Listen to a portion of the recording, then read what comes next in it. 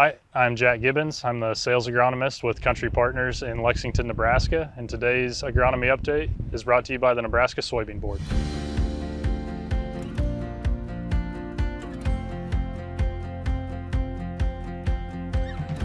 We're in Dawson County.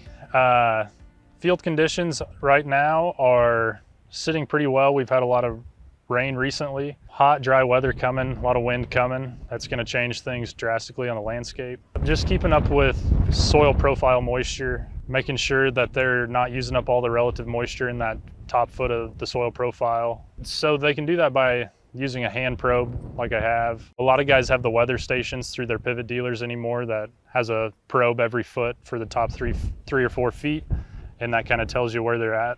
That'll show you how much moisture that soil's capable of holding, and that takes into account recent irrigation events or rainfall events. In their vegetative state, soybeans use between 10 and 20 hundredths of moisture every day. And then as they get to their reproductive stages, they get into that between 20 and 30 hundredths of moisture per day. So just keeping up on that, making sure their pivots are in working condition and that they are ready to just make the circles that they're going to need to be making here in the next 3-4 weeks. So some of those smaller trifoliates that are coming up, they will be cupped. All the trifoliate leaves will be cupped, and then you can just tell that they need a little moisture. They're kind of a shriveled up, paler green, not the deep, rich green that you really want.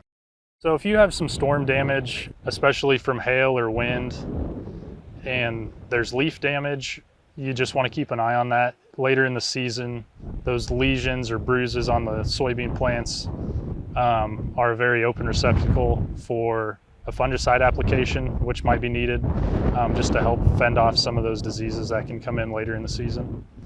Anymore, the weeds just take so much moisture out of that profile, and they just need to keep up on them.